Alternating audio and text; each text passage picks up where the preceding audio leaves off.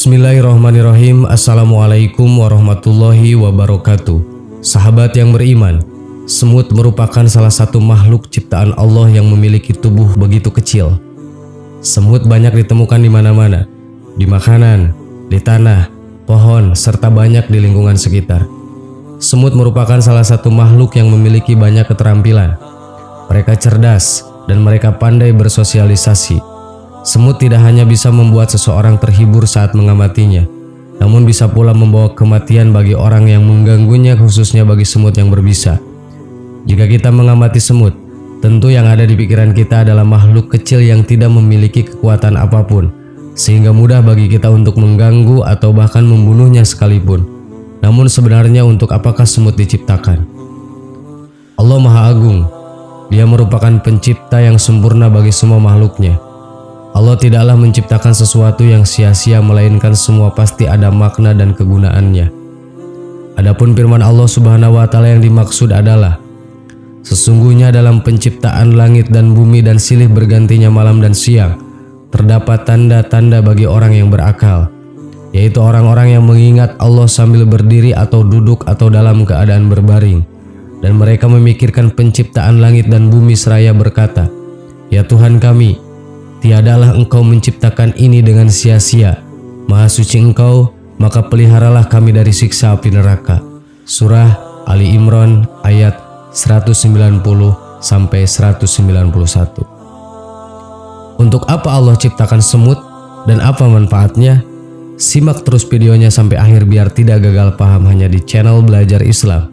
Satu lagi, jangan lupa tekan dulu tombol subscribe, like, dan share-nya agar menjadi berkah bagi kita semua. Kemuliaan semut jelas bisa ditemukan di salah satu nama surah dalam Al-Quran, yaitu surah An-Naml. Jika kita mau mengamati dengan baik, kita bisa menemukan banyak manfaat diciptakannya semut dalam Islam, ialah sebagai berikut. 1. Saling tegur sapa. Semut mengajarkan kita untuk selalu bertegur sapa ketika bertemu seseorang. Jika kita amati, setiap kali ada semut yang bertemu dengan rekannya, dia akan berhenti sejenak. Dari kejadian ini, kita bisa petik pelajaran, yaitu saling bertegur sapa saat berpapasan dengan teman. Akan lebih baik lagi jika kita mau menegur, dan jangan lupa untuk membiasakan tersenyum. Biasakan pula untuk saling mendoakan supaya kita selalu berada di dalam keberkahan. 2. Berjalan di jalan yang lurus. Jika mau mengamati semut dengan baik, kita akan melihat garis teratur yang jika dilihat dengan dekat, garis tersebut merupakan rombongan semut yang tengah berjalan dalam satu baris. Dari sini bisa kita petik pelajaran. Ketika berjalan, sebaiknya kita mengambil jalan yang telah ditentukan, yakni jalan kebenaran. Hal ini juga memberi pelajaran bagi kita untuk selalu berada di jalan yang lurus supaya tidak tersesat di dunia gelap dan jatuh pada kesesatan. 3. Saling berbagi. Semut merupakan makhluk Allah yang mengajarkan kita untuk saling berbagi. Ketika kita melihat satu ekor semut yang mendapatkan makanan, beberapa saat kemudian akan ada beberapa semut yang datang untuk menikmati makanan bersama-sama. Hal ini memberikan pelajaran yang baik bagi kita untuk selalu berbagi dengan sesama. Seberapapun rezeki yang kita dapatkan, saling berbagi merupakan hal yang baik untuk dilakukan. Berbagi tidak membuat harta yang kita miliki berkurang, melainkan akan terus bertambah dan bertambah.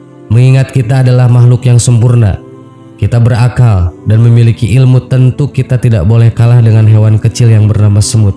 Kehebatan lain yang bisa ditemukan dari hewan kecil ini adalah kelihayan mereka saat membuat sarang.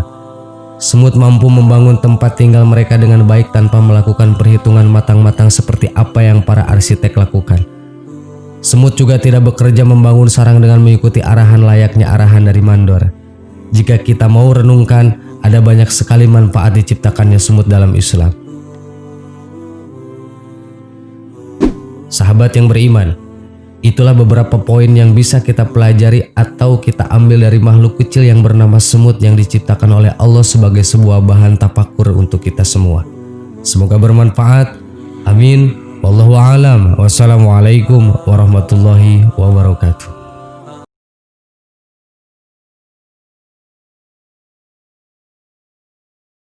Bismillahirrahmanirrahim. Assalamualaikum warahmatullahi wabarakatuh. Sahabat yang beriman, jangan pernah remehkan hal-hal sepele yang kamu anggap dosanya kecil. Takutnya hal sepele itu malah akan menjerumuskanmu ke dalam api neraka. Ingat, dosa sekecil butir debu pun tetap akan dimintai pertanggungjawabannya oleh Allah Subhanahu wa Ta'ala. Maka dari itu, jangan sekali-kali meremehkan hal-hal kecil. Meskipun kamu menganggapnya biasa-biasa saja, tapi di depan Allah bisa jadi itu masalah serius. Jangan sampai hal itu menjatuhkanmu ke jurang neraka. Berikut ini ada beberapa hal kecil yang sering dianggap sepele tapi ternyata bisa menjerumuskanmu ke dalam api neraka. 1. Memutuskan silaturahmi. Orang yang memutuskan tali silaturahmi dengan saudara-saudaranya tidak akan masuk surga meski dia rajin beribadah. Sebagaimana sabda Rasulullah SAW, tidak akan masuk surga orang yang memutuskan silaturahmi. Hadis riwayat Bukhari Muslim. Silaturahmi memiliki makna yang luas, namun pada intinya di dalam silaturahmi itu di dalamnya harus ada obrolan tentang Allah. Bukan sekedar ngobrol biasa atau tentang urusan dunia. Dengan banyak menjalin silaturahmi, dorongan untuk beribadah nanti akan semakin besar. Namun sebaliknya, jika kamu memutuskan silaturahmi dengan sengaja, jangan harap kamu bisa masuk surga meskipun kamu rajin beribadah. 2. Asal-asalan pas sholat. Sholat memang bisa menjamin kita masuk surga, tapi syarat sholatnya harus khusyuk dan disempurnakan dengan akhlak yang baik. Lalu, bagaimana jika sholatnya asal-asalan atau hanya sebatas menjalankan kewajiban saja tanpa dimaknai dan dihayati? Quran Surat Al-Ma'un ayat 4 dan 5 menjelaskan, maka celakalah bagi orang-orang yang sholat, yaitu orang-orang yang lalai dari sholatnya. Silahkan kamu nilai sendiri sholatmu seperti apa. Apakah dalam sholat hanya Allah saja yang diingat atau banyak dicampur dengan hal yang lainnya? Anda tentukan sendiri. 3. Membicarakan keburukan orang lain. Ghibah atau membicarakan keburukan orang lain sebenarnya termasuk dosa besar, tapi sering dianggap hal sepele karena sudah biasa.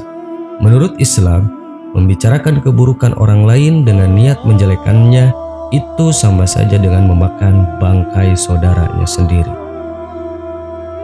Dan janganlah mencari-cari keburukan orang lain, janganlah menggunjing satu sama lain. Adakah seorang di antara kamu yang suka memakan daging saudaranya yang sudah mati? Maka tentulah kamu merasa jijik kepadanya. Dan bertakwalah kepada Allah, sesungguhnya Allah Maha Penerima Taubat lagi Maha Penyayang. Quran Surat Al-Hujurat ayat 12. Jadi stop ya untuk ngegosip. Kalau mau bicarakan saja, bicarakan kebaikannya agar jadi contoh dan motivasi. 4. Memamerkan aurat. Seiring berjalannya waktu, memamerkan aurat sepertinya sudah semakin lumrah, terutama di golongan perempuan. Contohnya saja tidak memakai hijab ketika berpergian keluar rumah. Walaupun pakaiannya tertutup tapi tidak berhijab, tetap saja dianggap memamerkan aurat. Apakah kamu mau semua amal ibadahmu luntur karena kamu tidak menjaga aurat? 5. Suka menilai keburukan orang lain. Jika di sekitarmu ada orang yang memiliki perilaku buruk dan jarang beribadah, tetap jangan kamu tidak punya hak menilai orang-orang tersebut. Sebab hanya Allah hakim yang seadil-adilnya. Siapa tahu orang yang berperilaku buruk itu berubah menjadi orang yang beriman. Ingat, setiap orang baik punya masa lalu dan setiap orang buruk masih punya masa depan. Meskipun kamu merasa sudah baik, apakah ada jaminan kamu meninggal dalam keadaan husnul khotimah? Tidak ada hak bagimu untuk menilai orang lain. Hanya Allah saja yang punya hak. Demikian 5 hal yang dianggap sepele tapi bisa menjerumuskanmu ke dalam api neraka. Wallahu a'lam. Assalamualaikum warahmatullahi wabarakatuh.